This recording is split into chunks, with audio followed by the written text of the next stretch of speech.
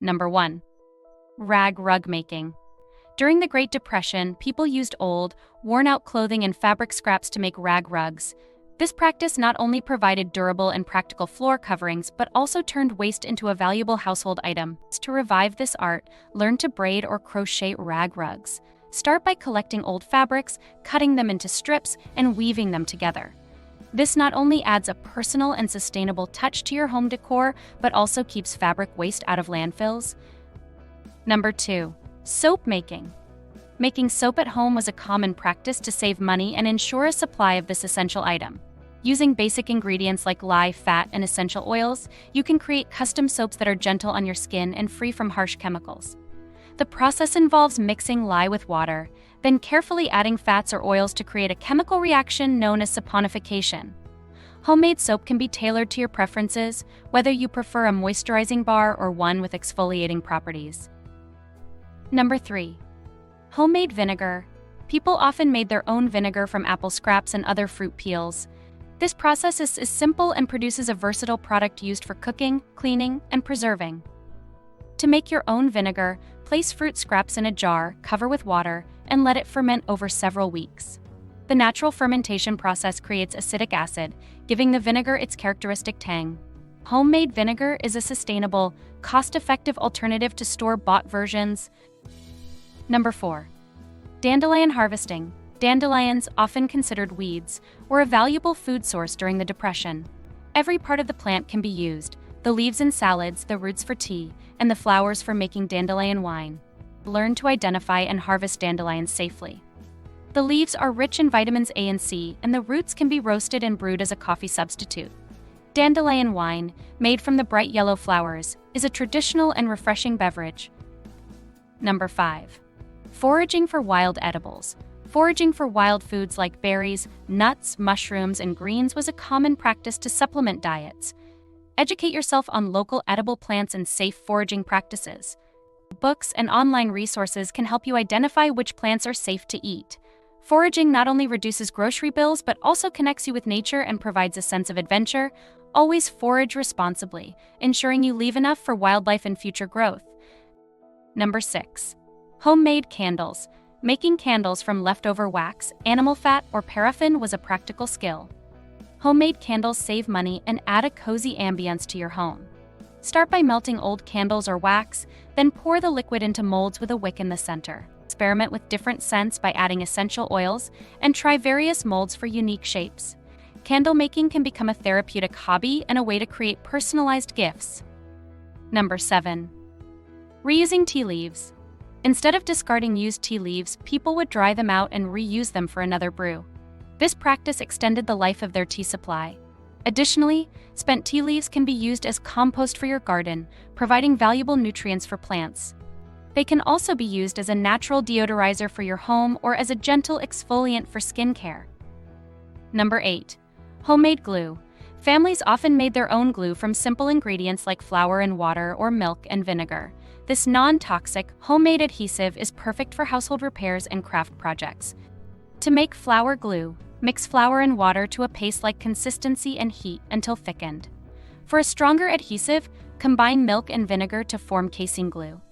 Learning to make your own glue can be a fun and practical way to reduce reliance on store-bought products. Number 9. Clothes swapping. Instead of buying new clothes, families and friends would swap clothing they no longer needed. Organize a clothing swap event with your community to refresh your wardrobe without spending money. This sustainable practice reduces waste and promotes a sense of community. Set up swap guidelines to ensure fairness and fun, and enjoy finding new treasures while giving your old clothes a second life. Number 10. Root cellaring. Storing vegetables and fruits in a cool, dark, and humid environment like a root cellar helped preserve food throughout the year.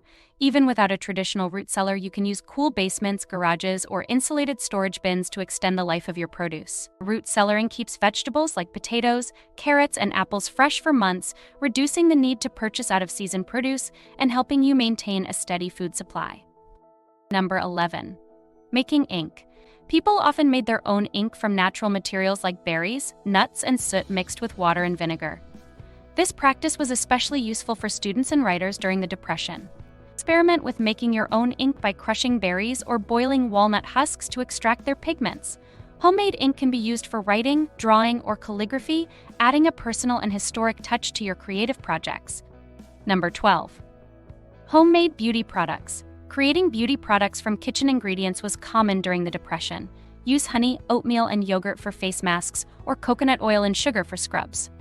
These homemade treatments are natural, inexpensive, and effective. For example, mix avocado and honey for a nourishing hair mask, or use baking soda and water for a gentle exfoliating scrub. These DIY beauty products can be tailored to your skin type and preferences. Number 13. Salvaging buttons and zippers. Before discarding old clothes, people would remove buttons, zippers, and other fasteners to reuse in new garments. Start a collection of salvaged fasteners to use in sewing projects, saving money and reducing waste.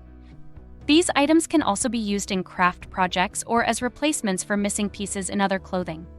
This practice encourages a mindset of reuse and resourcefulness. Number 14. Making bone broth. Utilizing every part of an animal, including bones, was crucial for maximizing resources. Bone broth is rich in nutrients and can be made by simmering bones with vegetables and herbs for several hours.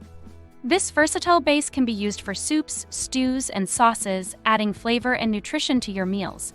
Bone broth is also known for its health benefits, including supporting joint health and boosting the immune system. Number 15. Furniture flipping. Families would often refurbish or repurpose old furniture to meet their needs. Learn basic woodworking and upholstery skills to transform discarded furniture into stylish and functional pieces for your home. Start by sanding and painting old wooden furniture or reupholster chairs and sofas with new fabric. This practice not only saves money but also allows you to create unique, personalized pieces that suit your style. Number 16. Tallow rendering. Rendering animal fat into tallow was a common way to produce cooking fat, soap, and candles. This process can be done at home using beef or pork fat. To render tallow, cut the fat into small pieces, melt it slowly over low heat, and strain out any solids. The resulting tallow can be used for frying, baking, or making homemade soaps and candles. This versatile product adds value to what would otherwise be waste. Number 17. Homemade toys. Children during the Depression often played with toys made from household items or handmade by family members. Craft simple toys like rag dolls, wooden cars, or homemade board games to foster creativity and resourcefulness in your family. Use materials like fabric scraps, wood, and cardboard to create durable, imaginative playthings. Making toys at home can be a fun family activity and provides children with unique, cherished items.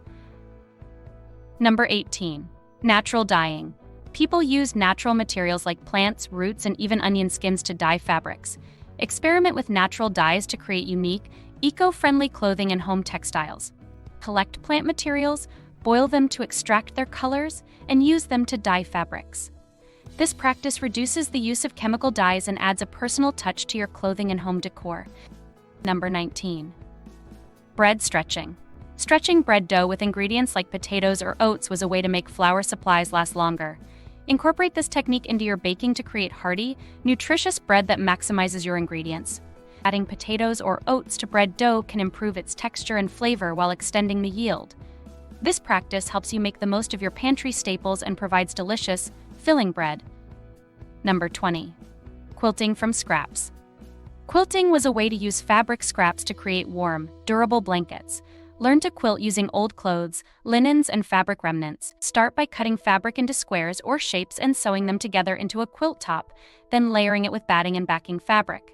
Quilting not only provides practical bedding but also preserves memories and stories through the fabrics used. Each quilt can become a cherished family heirloom,